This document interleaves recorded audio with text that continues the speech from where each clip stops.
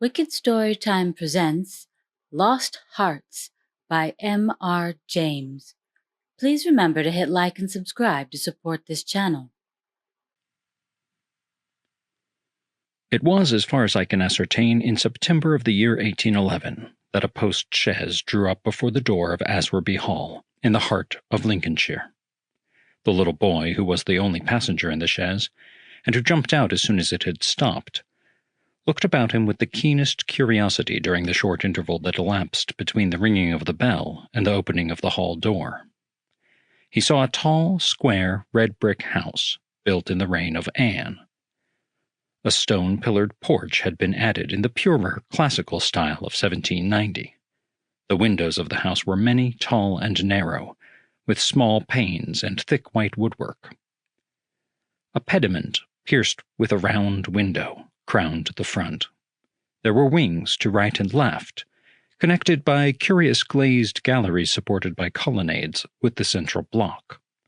These wings plainly contained the stables and offices of the house. Each was surmounted by an ornamental cupola with a gilded vane. An evening light shone on the building, making the window panes glow like so many fires. Away from the hall, in front, stretched a flat park, studded with oaks and fringed with firs, which stood out against the sky. The clock in the church tower, buried in trees on the edge of the park, only its golden weathercock catching the light, was striking 6, and the sound came gently beating down the wind. It was altogether a pleasant impression, though tinged with the sort of melancholy appropriate to an evening in early autumn, that was conveyed to the mind of the boy who was standing in the porch, waiting for the door to open to him. The post-chaise had brought him from Warwickshire, where, some 6 months before, he had been left an orphan. Now, owing to the generous offer of his elderly cousin Mr. Abney, he had come to live at Aswarby. The offer was unexpected, because all who knew anything of Mr. Abney looked upon him as a somewhat austere recluse, into whose steady-going household the advent of a small boy would impart a new and, it seemed, incongruous element. The truth is that very little was known of Mr. Abney's pursuits or temper. The professor of Greek at Cambridge had been heard to say that no one knew more of the religious beliefs of the later pagans than did the owner of Aswarby. Certainly his library contained all the then available books bearing on the mysteries, the Orphic poems, the worship of Mithras, and the Neoplatonists. In the marble-paved hall stood a fine group of Mithras slaying a bull, which had been imported from the Levant at great expense by the owner. He had contributed a description of it to the Gentleman's Magazine, and he had written a remarkable series of articles in the Critical Museum on the superstitions of the Romans of the Lower Empire.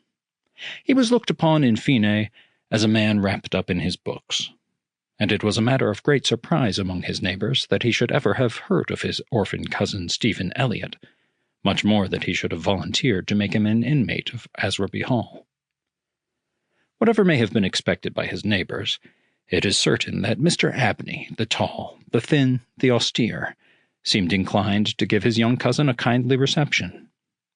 The moment the front door was opened, he darted out of his study, rubbing his hands with delight. "How are you, my boy? How are you? How are you?" said he.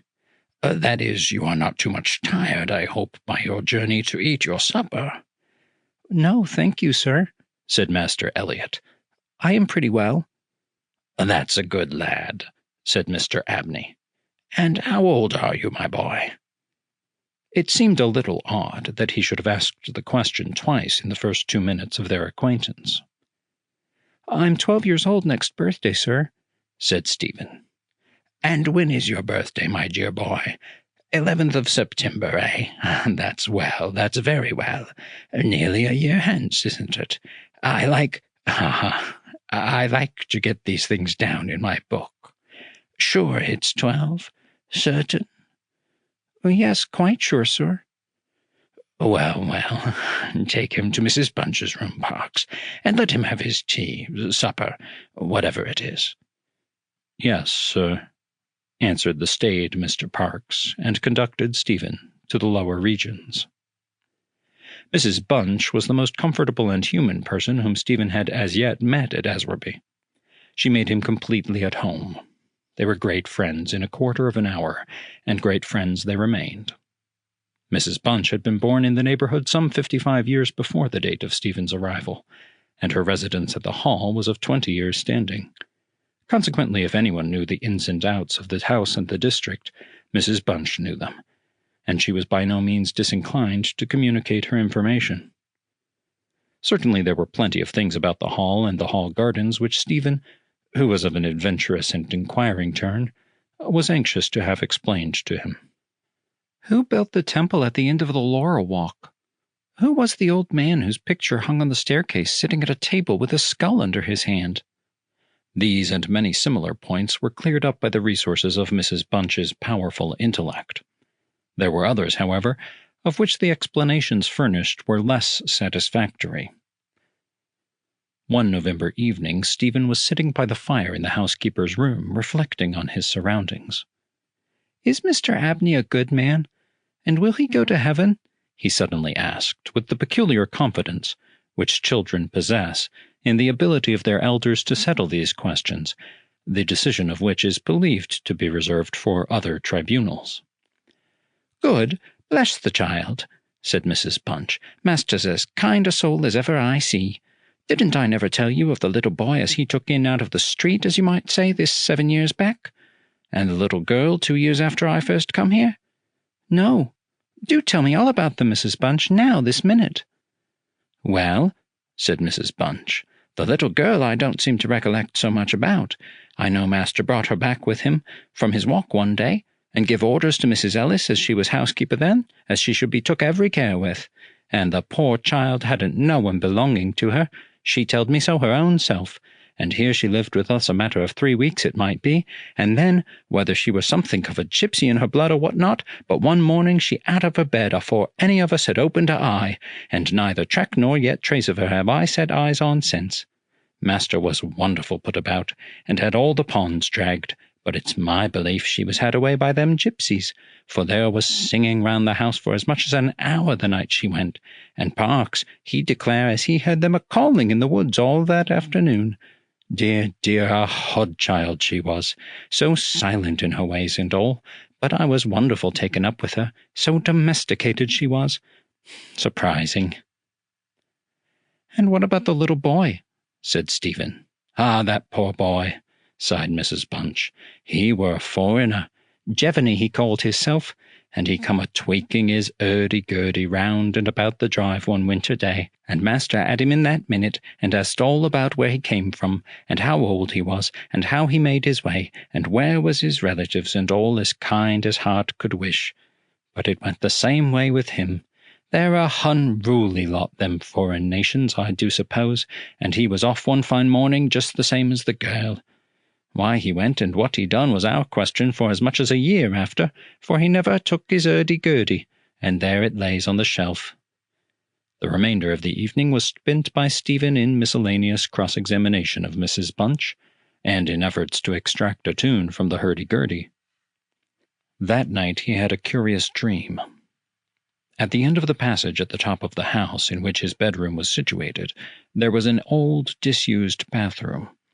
It was kept locked, but the upper half of the door was glazed, and since the muslin curtains which used to hang there had long been gone, you could look in and see the lead-lined bath affixed to the wall on the right hand, with its head towards the window. On the night of which I am speaking, Stephen Elliott found himself, as he thought, looking through the glazed door.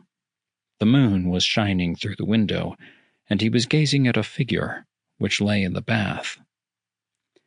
His description of what he saw reminds me of what I once beheld myself in the famous vaults of St. Michael's Church in Dublin, which possesses the horrid property of preserving corpses from decay for centuries. A figure, inexpressibly thin and pathetic, of a dusty leaden color, enveloped in a shroud-like garment, the thin lips crooked into a faint and dreadful smile, the hands pressed tightly over the region of the heart. As he looked upon it, a distant, almost inaudible moan seemed to issue from its lips, and the arms began to stir.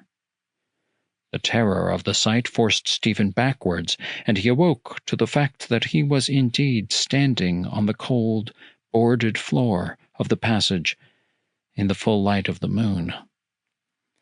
With a courage which I do not think can be common among boys of his age, he went to the door of the bathroom to ascertain if the figure of his dreams were really there. It was not, and he went back to bed. Mrs. Bunch was much impressed next morning by his story, and went so far as to replace the muslin curtain over the glazed door of the bathroom. Mr. Abney, moreover, to whom he confided his experiences at breakfast, was greatly interested, and made notes of the matter in what he called his book. The spring equinox was approaching, as Mr. Abney frequently reminded his cousin, adding that this had always been considered by the ancients to be a critical time for the young, that Stephen would do well to take care of himself, and to shut his bedroom window at night, and that Censorinus had some valuable remarks on the subject. Two incidents that occurred about this time made an impression upon Stephen's mind. The first was after an unusually uneasy and oppressed night that he had passed, though he could not recall any particular dream that he had had. The following evening Mrs. Bunch was occupying herself in mending his nightgown. "Gracious me, Master Stephen," she broke forth rather irritably, "how do you manage to tear your nightdress all to flinders this way? Look here, sir, what trouble you do give to poor servants that have to darn and mend after you." There was indeed a most destructive and apparently wanton series of slits or scorings in the garment, which would undoubtedly require a skilful needle to make good. They were confined to the left side of the chest, long, parallel slits about 6 inches in length, some of them not quite piercing the texture of the linen. Stephen could only express his entire ignorance of their origin. He was sure they were not there the night before. "But," he said, "Mrs. Bunch, they are just the same as the scratches on the outside of my bedroom door, and I'm sure I never had anything to do with making them." Mrs. Bunch gazed at him open-mouthed, then snatched up a candle, departed hastily from the room, and was heard making her way upstairs. In a few minutes she came down. "Well," she said, "Master Stephen, it's a funny thing to me how them marks and scratches can come there, too high up for any cat or dog to have made 'em, much less a rat, for all the world like a Chinaman's fingernails, as my uncle in the tea trade used to tell us of when we was girls together.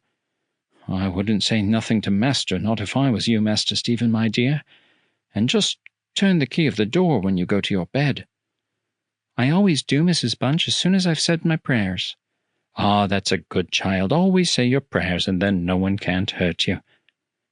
Herewith Mrs. Bunch addressed herself to mending the injured nightgown, with intervals of meditation, until bedtime. This was on a Friday night in March, 1812. On the following evening, the usual duet of Stephen and Mrs. Bunch was augmented by the sudden arrival of Mr. Parkes, the butler, who as a rule kept himself rather to himself in his own pantry. He did not see that Stephen was there. He was, moreover, flustered and less slow of speech than was his wont. "Master may get up his own wine if he likes of an evening," was his first remark. "Either I do it in the daytime or not at all, Mrs. Bunch. I don't know what it may be, very like it's the rats, or the wind got into the cellars, but I'm not so young as I was, and I can't go through with it as I have done." "Well, Mr. Parkes, you know it is a surprising place for the rats, is the Hall." "I'm not denying that, Mrs. Bunch, and to be sure many a time I've heard the tale from the men in the shipyards about the rat that could speak. I never laid no confidence in that before, but tonight, if I'd demeaned myself to lay my ear to the door of the further bin, I could pretty much have heard what they was saying." "Oh, there, Mr. Parkes, I've no patience with your fancies. Rats talking in the wine-cellar, indeed." "Well, Mrs. Bunch, I've no wish to argue with you. All I say is, if you choose to go to the far bin and lay your ear to the door, you may prove my words this minute." "What nonsense you do talk, Mr. Parks, not fit for children to listen to. Why, you'll be frightening Master Stephen there out of his wits." "What? Master Stephen?" said Parks, awaking to the consciousness of the boy's presence. "Master Stephen knows well enough when I'm playing a joke with you, Mrs. Bunch." In fact, Master Stephen knew much too well to suppose that Mr. Parks had in the first instance intended a joke. He was interested not altogether pleasantly in the situation, but all his questions were unsuccessful in inducing the butler to give any more detailed account of his experiences in the wine cellar. We have now arrived at March 24, 1812. It was a day of curious experiences for Stephen, a windy, noisy day, which filled the house and the gardens with a restless impression.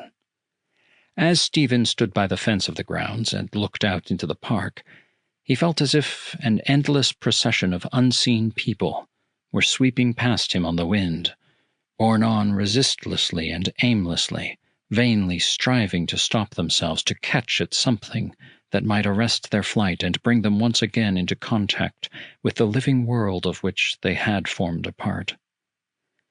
After luncheon that day, Mr. Abney said, "Stephen, my boy, do you think you could manage to come to me tonight as late as 11 o'clock in my study? I shall be busy until that time, and I wish to show you something connected with your future life, which it is most important that you should know. You are not to mention this matter to Mrs. Bunch, nor to anyone else in the house, and you had better go to your room at the usual time." Here was a new excitement added to life. Stephen eagerly grasped at the opportunity of sitting up till 11 o'clock. He looked in at the library door on his way upstairs that evening and saw a brazier, which he had often noticed in the corner of the room, moved out before the fire. An old silver-gilt cup stood on the table, filled with red wine, and some written sheets of paper lay near it. Mr. Abney was sprinkling some incense on the brazier from a round silver box as Stephen passed, but did not seem to notice his step. The wind had fallen, and there was a still night and a full moon. At about 10 o'clock, Stephen was standing at the open window of his bedroom looking out over the country. Still as the night was, the mysterious population of the distant moonlit woods was not yet lulled to rest. From time to time, strange cries, as of lost and despairing wanderers, sounded from across the mere. They might be the notes of owls or water-birds, yet they did not quite resemble either sound. Were not they coming nearer? Now they sounded from the nearer side of the water, and in a few moments they seemed to be floating about among the shrubberies. Then they ceased. But just as Stephen was thinking of shutting the window and resuming his reading of Robinson Crusoe, he caught sight of two figures standing on the gravelled terrace that ran along the garden side of the hall, the figures of a boy and a girl, as it seemed. They stood side by side, looking up at the windows. Something in the form of the girl recalled irresistibly his dream of the figure in the bath.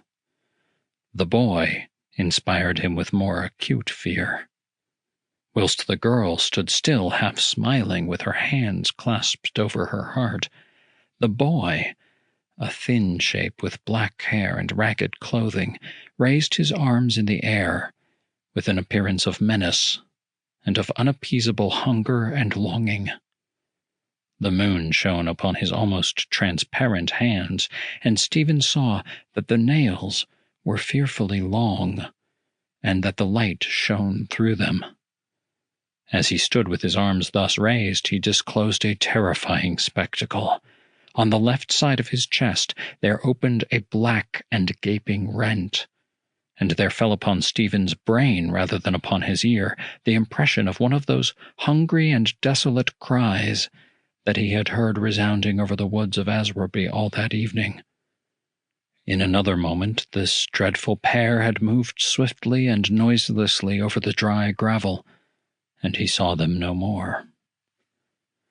Inexpressibly frightened as he was, he determined to take his candle and go down to Mr. Abney's study, for the hour appointed for their meeting was near at hand. The study or library opened out of the front hall on one side, and Stephen, urged on by his terrors, did not take long in getting there. To effect an entrance was not so easy.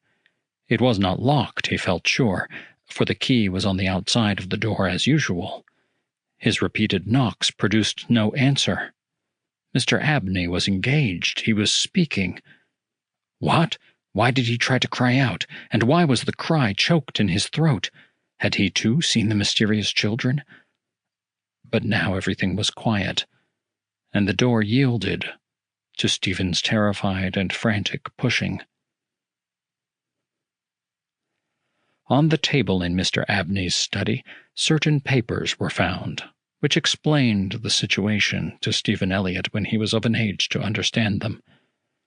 The most important sentences were as follows. It was a belief very strongly and generally held by the ancients, of whose wisdom in these matters I have had such experience as induces me to place confidence in their assertions, that by enacting certain processes, which to us moderns have something of a barbaric complexion, a very remarkable enlightenment of the spiritual faculties in man may be attained. That, for example, by absorbing the personalities of a certain number of his fellow creatures, an individual may gain a complete ascendancy over those orders of spiritual beings which control the elemental forces of our universe. It is recorded of Simon Magus that he was able to fly in the air, to become invisible, or to assume any form he pleased, by the agency of the soul of a boy, whom, to use the libellous phrase employed by the author of the Clementine Recognitions, he had murdered. I find it set down, moreover, with considerable detail in the writings of Hermes Trismegistus, that similar happy results may be produced by the absorption of the hearts of not less than 3 human beings below the age of 21 years. To the testing of the truth of this receipt I have devoted the greater part of the last 20 years, selecting as the corpora vilia of my experiment such persons as could conveniently be removed without occasioning a sensible gap in society. The first step I effected by the removal of one Phoebe Stanley, a girl of gypsy extraction, on March 24, 1792. The second by the removal of a wandering Italian lad named Giovanni Paoli, on the night of March 23, 1805. The final victim, to employ a word repugnant in the highest degree to my feelings, must be my cousin Stephen Elliott. His day must be this March 24, 1812. The best means of effecting the required absorption is to remove the heart from the living subject, to reduce it to ashes, and to mingle them with about a pint of some red wine, preferably port. The remains of the first 2 subjects, at least, it will be well to conceal. A disused bathroom or wine cellar will be found convenient for such a purpose. Some annoyance may be experienced from the psychic portion of the subjects, which popular language dignifies with the name of ghosts. But the man of philosophic temperament, to whom alone the experiment is appropriate, will be little prone to attach importance to the feeble efforts of these beings to wreak their vengeance on him. I contemplate with the liveliest satisfaction the enlarged and emancipated existence which the experiment, if successful, will confer on me, not only placing me beyond the reach of human justice, so-called, but eliminating to a great extent the prospect of death itself. Mr. Abney was found in his chair, his head thrown back, his face stamped with an expression of rage, fright, and mortal pain. In his left side was a terrible lacerated wound, exposing the heart. There was no blood on his hands, and a long knife that lay on the table was perfectly clean. A savage wildcat might have inflicted the injuries. The window of the study was open, and it was the opinion of the coroner that Mr. Abney had met his death by the agency of some wild creature. But Stephen Elliott's study of the papers I have quoted led him to a very different conclusion.